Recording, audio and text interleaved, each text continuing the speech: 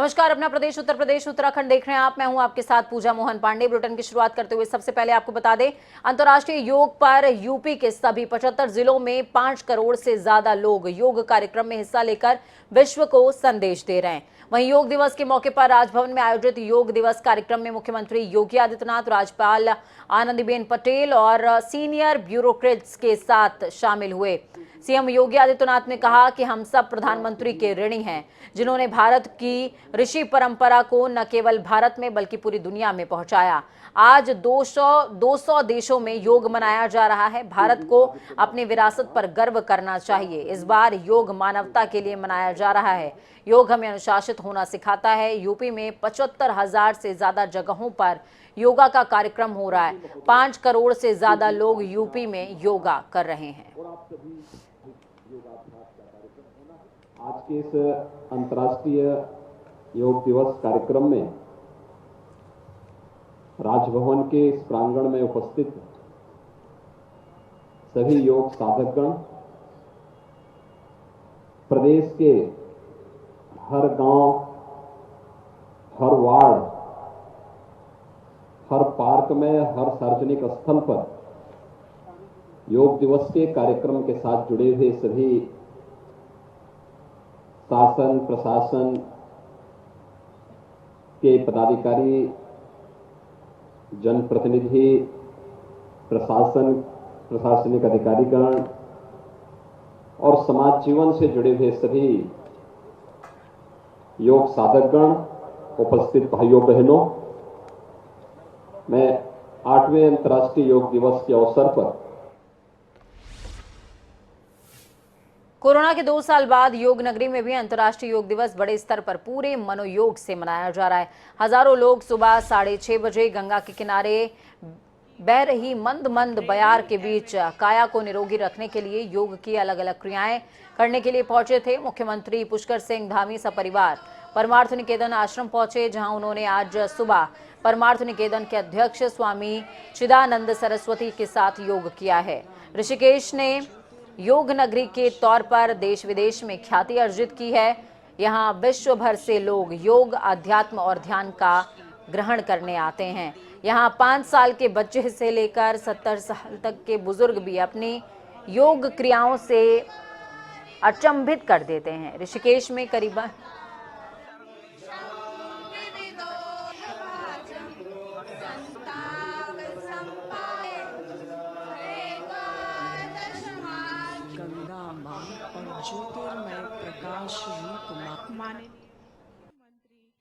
उत्तराखंड योग की धरती है, अध्यात्म की धरती है, संस्कृति की धरती है, देवभूमि है और आज योग यहाँ पर एक उत्सव के रूप में मनाया जा रहा है। मैं हमारे देश के यशस्वी प्रधानमंत्री मोदी जी का धन्यवाद करता हूँ कि उन्होंने आज योग को पूरे विश्व के अंदर मान्यता दिलाई है।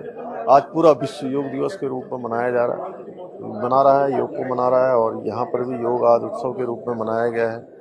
मैं सभी से आह्वान करता हूँ कि सभी लोग रोज के जीवन में योग को अपनी दैनिक दिनचर्या में शामिल करें और योग को अपनाएं, जिससे कि शरीर निरोगी रहेगा, हमारा मन स्वस्थ होगा, हमारे विचार स्वस्थ होंगे, हमारे अंदर सकारात्मक ऊर्जा आएगी, एक उत्साह और उमंग का वातावरण हमेशा हमारे अंदर रहेगा, जिससे हमारे जो भी काम है वो तेजी से होंगे।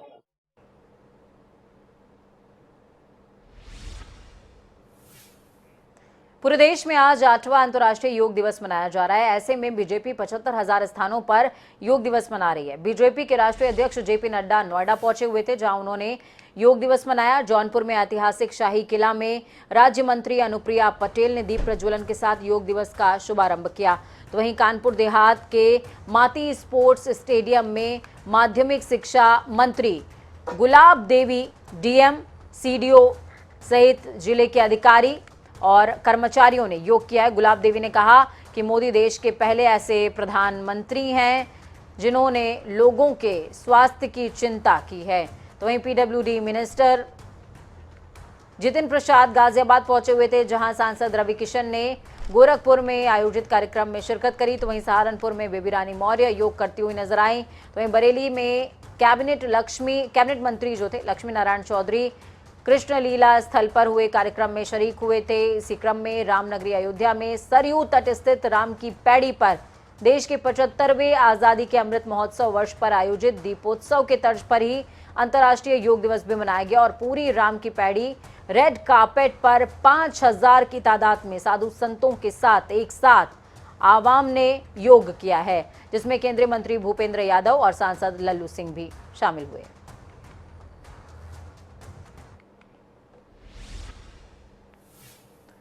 विश्व योग दिवस के मौके पर मदरसों में जोरों शोरों से विश्व योग दिवस मनाया गया। इसके साथ ही उत्तर प्रदेश मदरसा बोर्ड के रजिस्ट्रार जगमोहन सिंह ने प्रदेश के सभी मदरसों में योग दिवस मनाने के आदेश जारी किए हुए थे, जिसके चलते प्रदेश के मदरसों में आज विश्व योग दिवस मनाया गया। लखनऊ मदरसे में मदरसा परिषद के रजिस्ट्रार जगमोहन सिंह और मदरसा प्रबंधन ने भी छात्रों के साथ योग किया है। प्रदेश के सभी मदरसों से योग करने की अपील की गई। मौलाना ने कहा कि इस्लाम में भी व्यायाम का जिक्र है और पैगंबर साहब भी वर्जिश किया करते थे, इसलिए सभी को इसे करना चाहिए और इसे मजहब से बिल्कुल नहीं जोड़ना चाहिए। हमारे यहाँ योगा काफ़ी सालों से मनाया जा रहा है और इसमें काफ़ी फ़ायदा है। बच्चे भी इसको अच्छी तरीके से ले रहे हैं और बच्चे इसको ख़ास तौर पर इस पर ध्यान देते हैं। और आज चूँकि योग दिवस है, कहते हैं योगा जो दिवस है, पूरे हिंदुस्तान और पूरी दुनिया के अंदर मनाया जा रहा है, इसलिए ख़ास तौर पर इसका और अहतमाम किया गया है। और इससे ये योगा जो है हमारे सेहत के लिए काफ़ी मुफीद है, इसलिए इसको हर रोज़ इंसान को करना चाहिए सुबह उठ करके। तो वहीं आपको बता दें कि देवभूमि में भी आज योग दिवस अलग ही नजर आने को देखने को मिला। मुख्यमंत्री पुष्कर सिंह धामी सपरिवार परमार्थ निकेतन आश्रम पहुंचे हुए थे, जहां उन्होंने आज सुबह परमार्थ निकेतन के अध्यक्ष स्वामी शुद्धानंद सरस्वती के साथ योग किया। तो वहीं योग गुरु रामदेव ने हरिद्वार में स्थित पतंजलि योग पीठ में बच्चों और आम लोगों के साथ योग करते हुए नजर आए। इस मौके पर योग गुरु ने कहा कि योग आध्यात्मिक है, धार्मिक नहीं है। ये आत्मा से साक्षात्कार कराता है और सीधे तौर पर इंसान को शांति प्रदान करता है और इसी वजह से आदि युग से हमारे ऋषि मुनि योग का अभ्यास करते आए हैं। तो वहीं उत्तराखंड विधानसभा अध्यक्ष ऋतु खंडूरी भूषण ने विधानसभा भवन देहरादून में अधिकारियों और कर्मचारियों के साथ योग अभ्यास किया। भगवान केदारनाथ के परिसर में भी 8वां अंतर्राष्ट्रीय योग दिवस धूमधाम से मनाया गया। इस अवसर पर केंद्रीय राज्य मंत्री संजीव कुमार बालियान ने दीप प्रज्वलन करते हुए योग दिवस का शुभारंभ किया। तो वहीं हरिद्वार हर की पैड़ी पर केंद्रीय मंत्री गिरिराज सिंह योग कार्यक्रम में शरीक हुए और पहाड़ों की रानी मसूरी में कैबिनेट मंत्री गणेश जोशी ने अलग अलग आसनों के साथ योग अभ्यास किया है।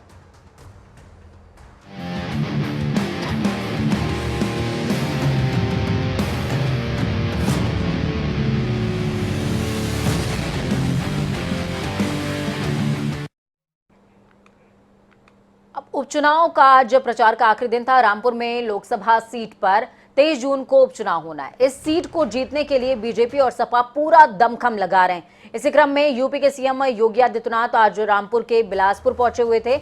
यहां उन्होंने एक चुनावी सभा को संबोधित किया। इस दौरान सीएम योगी ने कहा कि रामपुर के अपनी धरोहर है, लेकिन कुछ लोग रामपुर की धरोहर को नष्ट करने की कोशिश में रहते हैं। अगर किसी ने इसकी पहचान नष्ट करने की कोशिश की तो जनता उसे सबक सिखाना भी जानती है। जनसभा में सीएम योगी ने कहा कि भाजपा की डबल इंजन की सरकार ने गरीबों को भूमाफियाओं से मुक्ति दिलाने का काम किया है। इतना ही नहीं, भूमाफियाओं की ऐंठन को भी दूर कर दिया है। उन्होंने कहा कि डबल इंजन की सरकार की ओर से यहां बिना किसी भेदभाव के विकास का काम किया जा रहा है।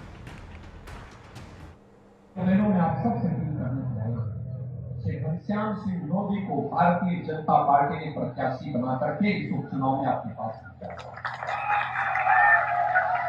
घनश्याम सिंह लोधी भारतीय जनता पार्टी में आए हैं और उन्होंने इस बात को लेकर के आए हैं कि भारतीय जनता पार्टी के संकल्प के रूप एक कार्यकर्ता के रूप में आपके बीच में काम करेंगे, एक सेवक के रूप में काम करेंगे। यहाँ पे कोई राजा नहीं है, हम सब सेवा के रूप में आपके साथ जुड़े हैं।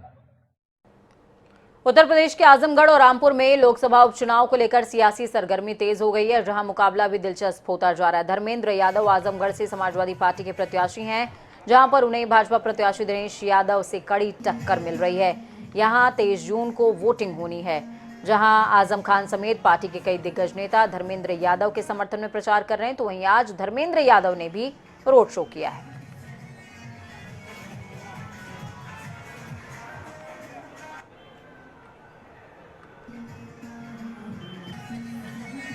चलिए ग्राउंड जीरो का रुख करते हैं। रामपुर से सुरेश हमारे साथ संवाददाता लाइव जुड़े हुए हैं। आजमगढ़ से अतुल हमारे साथ में मौजूद हैं। सबसे पहले रामपुर का रुख करेंगे। सुरेश हमारे साथ में मौजूद हैं। सुरेश, क्या कुछ अपडेट है ग्राउंड जीरो में? आज चुनाव प्रचार का अंतिम दिन था, सरगर्मियां आज ही थम जाएंगी, लेकिन सबसे बड़ी बात यह है कि टक्कर में कौन नजर आ रहा है, बीजेपी या फिर सपा? जी मैं बता दूं पूजा जी, जिस तरीके से आज प्रचार का अंतिम समय है, अंतिम दिन है, तो कहीं ना कहीं आजम खान लगातार हमलावर हुए हैं बीजेपी पे। और वहीं योगी आदित्यनाथ रामपुर पहुंचे थे, वहां पर उन्होंने भी आजम खान पर पलटवार किया है कि जिस तरीके से पहले परिवारवाद चलता था, अब वो परिवारवाद खत्म हो गया है और रामपुर को एक नई पहचान दी गई है। रामपुर में विकास के काफी कार्य किए गए हैं और जिस तरीके से आजम खान और समाजवादी पार्टी ने यहाँ के लोगों को दबाने का काम किया है, तो इस तरीके से बीजेपी ने उनको उठाने का काम किया है। और वहीं उन्होंने आजम खान पर पलटवार करते हुए कहा है कि पहले जो लोग चाकू से डराकर धमकाकर लोगों को वोट डालवाते थे, आज वही लोग बीजेपी की सरकार में बिल्कुल निष्पक्ष होकर वोट डालते हैं। वहीं उन्होंने जो लोधी हैं, घनश्याम सिंह लोधी हैं बीजेपी प्रत्याशी, उन्होंने उनके समर्थन में वोट डालने की अपील भी की है और कहीं ना कहीं आने वाले टाइम के लिए भी उन्होंने कहा है कि अगर इस सीट को जिताना है, विकास को बढ़ाना है आगे, तो घनश्याम सिंह लोधी को जिताएं। बिल्कुल। चलिए सुरेश, आपका रुख मैं वापस से करती हूँ। आजमगढ़ से अतुल हमारे साथ में जुड़े हुए हैं। अतुल, क्या कुछ अपडेट है ग्राउंड जीरो पर? आज आजमगढ़ में जंग बेहद खास देखने को मिली, प्रचार जोर शोर से चल रहा था। इस बीच जो टक्कर है वो कैसी नजर आ रही है? क्योंकि धर्मेंद्र यादव वर्सेस जिस तरीके से बीजेपी देखने को मिल रहा है वो खास है, दिलचस्प है मुकाबला। और सबसे बड़ी बात यह कि अखिलेश यादव एक भी बार नहीं आए प्रचार करने। सही कहा कि अखिलेश यादव कभी भी आजमगढ़ इस उपचुनाव में एक भी दौरा नहीं किया है। यही विपक्ष को मौका मिला है, भारतीय जनता पार्टी को मौका मिला है कि अगर ये आजमगढ़ से इनको प्यार होता तो कम से कम उपचुनाव में दौरा तो करने आते हैं, अपने भाई धर्मेंद्र यादव के लिए वोट तो मांगने आते हैं। और अब समझिए कि आज 5 बजे चुनाव प्रचार बंद हो जाएगा, लगभग 40 घंटे बाद वोटिंग होनी है और सभी पार्टियां अपनी भाजपा, सपा और बसपा तीनों अपने की जीत के दावा कर रहे हैं। लेकिन अब यहाँ की चुनाव को देखना है, त्रिकोणीय लड़ाई चल रही है यहाँ पे। ठीक है, बहुत शुक्रिया हमारे साथ जुड़ने के लिए, अहम जानकारी साझा करने के लिए। तो आपको बता दें कि आजमगढ़ सीट से बीजेपी, सपा और बसपा ये तीनों ही प्रत्याशी हैं, जबकि रामपुर क्षेत्र की अगर बात की जाए तो सिर्फ 2 प्रत्याशी आमने सामने हैं, सपा और भाजपा। खबरों में आगे बढ़ेंगे और आपको बता दें अग्निपथ आंदोलन का असर अब ट्रेनों के परिचालन पर पड़ता नजर आ रहा है। सोमवार को जहां आगरा से गुजरने वाली 9 ट्रेनें निरस्त थीं, तो मंगलवार को 6 ट्रेनें निरस्त की गईं। आज Kota Patna, Ahmedabad Patna summer express, Awadh express, Patna Kota express, Ajmer Sealdah express सहित 6 गाड़ियां निरस्त हुई हैं।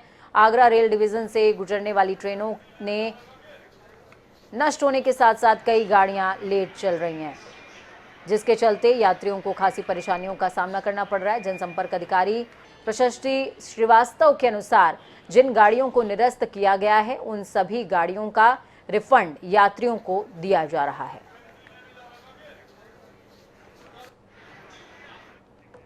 तो ये मसूरी पहुंचे प्रदेश के कैबिनेट मंत्री गणेश जोशी ने अग्निपथ योजना को लेकर कहा कि जो इसका विरोध कर रहे हैं वो गुमराह हो रहे हैं। पहले इस योजना के बारे में जानें, पढ़ें, समझें। उन्होंने कहा कि विपक्षी दल के लोग युवाओं को भड़का रहे हैं, विशेषकर कांग्रेस, जिसने पहले किसान आंदोलन में जमीन तलाशने का प्रयास किया और अब अग्निपथ के नाम पर आंदोलन कर रहे हैं। उन्होंने कांग्रेस पर तंज कसते हुए कहा कि आज कांग्रेस दया की पात्र है। पूरे देश में कांग्रेस का क्या हाल है उससे सभी जानते हैं। युवा का जो मन होता है, जिस प्रकार हमारे विरोधियों ने, मैंने कहा जो आज निराश हैं, हताश हैं, कांग्रेस सेंटर में सत्ता से बाहर है, प्रदेश के अंदर सत्ता से बाहर है, वो इस बहाने अपना रास्ता खोज रही है। लेकिन मुझे पूरा भरोसा है कि धीरे धीरे लोगों की समझ में आएगा। आज से भर्ती प्रक्रिया भी शुरू हो रही है और लोग इस योजना का लाभ लें। तो खबरों में आगे बढ़ेंगे, बात उत्तराखंड की करते हैं। उत्तराखंड कांग्रेस के नेताओं ने उनको दिल्ली तलब किया गया है, पर प्रदेश महामंत्री विजय सारस्वत ने सफाई दी है। विजय सारस्वत ने का कहना है कि ईडी लगातार राहुल गांधी से पूछताछ कर रही है। तो 23 जून को राष्ट्रीय अध्यक्ष सोनिया गांधी से भी ईडी पूछताछ करने वाली है, जिससे कांग्रेसी नेताओं की चिंता बढ़ने लगी है। जिस वजह से सभी दिल्ली पहुंच रहे हैं। निश्चित रूप से जिस तरह की ईडी को लेके कार्रवाइयाँ हो रही हैं और राहुल जी से कितने घंटे लगातार पूछताछ हुई है, तो ऐसा लग रहा है कि केंद्रीय सरकार इन एजेंसियों का दुरुपयोग कर रही है या विपक्ष को दबाने के लिए प्रयास कर रही है। और निश्चित रूप से हमारे जो सम्मानित विधायक हैं, पूर्व विधायक हैं, कांग्रेस संगठन के लोग हैं, ये समय समय पर जाते हैं और राहुल जी को लेकर चिंता हर व्यक्ति के हृदय में है कि क्या कोई ऐसी कार्रवाई तो नहीं होगी। उस संदर्भ में भी ईडी की डेट को लेकर बहुत हमारे नेता दिल्ली जा रहे हैं। उत्तराखंड से कांग्रेस के सभी 19 विधायकों को हाईकमान ने दिल्ली बुलाया है, जिसके चलते सभी विधायक दिल्ली रवाना हो गए हैं। हल्द्वानी से कांग्रेस विधायक सुमित हृदेश ने दिल्ली जाने से पहले बताया कि पार्टी हाईकमान ने सभी को आज शाम दिल्ली आने के लिए कहा और उनके साथ साथ उत्तराखंड के सभी कांग्रेस विधायक दिल्ली रवानगी कर रहे हैं। सुमित ने कहा कि आज देश में जिस तरीके का माहौल चल रहा है, भाजपा की ओर से जातिवाद की राजनीति अपने चरम पर है। अग्निपथ योजना के तहत देश के युवाओं के साथ मजाक किया जा रहा है, जांच एजेंसियों का गलत इस्तेमाल हो रहा है। इस सब को लेकर कांग्रेसी जनों को एक मंच पर बुलाया जा रहा है। कांग्रेस का हेडक्वार्टर है, उसको सील कर दिया जाता है, वहाँ अंदर पुलिस घुसती है, वहाँ की लाइट काट दी जाती है, राहुल जी से 10-10 घंटे ईडी क्वेश्चनिंग करती है। ये जो संस्थाएं हैं, इनका जिस प्रकार से सरकार दुरुपयोग कर रही है, इसके विरोध में तो कांग्रेस पहले से ही लामबंद थी। लेकिन अब ये जो अग्निपथ, अग्निवीर अथवा जो बच्चे जिन्होंने मेडिकल फिजिकल पास कर लिया आर्मी का, अब उन्हें बताया जा रहा है कि साहब आपकी भर्ती नहीं होगी। और जिस प्रकार से बच्चों पे यहाँ पे लाठीचार्ज से लेके पूरे देश में जो एक वातावरण एक बना हुआ है, फिर उनके नेता कहते हैं कि साहब हमारे कार्यालय के बाहर ये कार्यरत हो जाएंगे रिटायर होने के बाद। तो ऐसी मानसिकता की जब सरकार आज अपने आप को समझ रही है कि बड़े आसमान पर वो उड़ रही है, तो उसको ज़मीन पर, धरातल पर लाकर वास्तविकता दिखाना। क्रिकेट एसोसिएशन ऑफ उत्तराखंड के सचिव समेत पदाधिकारियों के खिलाफ खिलाड़ी के पिता ने एफआईआर दर्ज कराई है, जिसके बाद से खेल खिलाड़ियों और एसोसिएशन में हड़कंप मचा हुआ है। वहीं प्रदेश की खेल मंत्री रेखा आर्य का कहना कि ये एक गंभीर प्रकरण है, जिसका संज्ञान लेकर CAU को कार्रवाई करनी चाहिए। हालांकि सरकार का इसमें दखल नहीं होता, लेकिन खिलाड़ियों के साथ होने वाले दुर्व्यवहार को यहां बर्दाश्त नहीं किया जाएगा। ये घटना अपने आप में, चाहे दोनों पक्षों को हम देखते हैं, दुर्भाग्यपूर्ण रहा और मुझे लगता है कि ज़्यादा जिम्मेदारी क्रिकेट एसोसिएशन की बनती है कि खिलाड़ियों के मनोबल को बनाए रखना या खिलाड़ियों के मनोबल को बढ़ाए रखना, ये उनकी जिम्मेदारी है। और निश्चित रूप से खिलाड़ियों को यदि दुर्व्यवहार होगा तो स्वाभाविक रूप से हमारा उत्तराखंड जो है अच्छा प्रदर्शन। माननीय उच्च न्यायालय के आदेश के बाद कोटद्वार के बद्रीनाथ मार्ग पर कोटद्वार नगर निगम प्रशासन की तरफ से अवैध अतिक्रमण को हटाने का काम जोरों पर चल रहा है। इसमें स्थानीय व्यापारियों की तरफ से भी मकान तोड़े जा रहे हैं और नगर आयुक्त किशन सिंह का कहना है कि 23 तारीख तक अतिक्रमणकारियों को समय दिया गया है। अगर 23 तारीख तक लोग अपने आप अतिक्रमण तोड़ लेते हैं तो ठीक है, वरना निगम 25 तारीख को अतिक्रमण तोड़ने का काम करेगी। नगर निगम 23 तारीख को एक माननीय उच्च न्यायालय के आदेश के क्रम में बद्रीनाथ मार्ग फुटपाथों पे जो अतिक्रमण किया उसको हटाया जाएगी और उसमें हम लोगों की सारी तैयारी हो चुकी है। नहीं, जो लोग तोड़ रहा है अब तोड़ दिया, मैं उनके लिए धन्यवाद कहूँगा जो उन्होंने तोड़ दिया। जो नहीं तोड़ा है मैं उनसे रिक्वेस्ट करूँगा वो अपने तोड़ दें, अभी भी 2 दिन का वक्त है, उसके बाद तोड़ने की कार्रवाई की जाएगी। हमारा JCB, हमारा मजदूर, हमारा सारे इंतजाम हमने कर चुके हैं। वक्त यहाँ पर छोटे से ब्रेक का ब्रेक के उस पार खबरों का सफर लगातार जारी रहेगा। बने रहिए जनता TV के साथ, क्योंकि हमें आपकी ताकत। नमस्कार।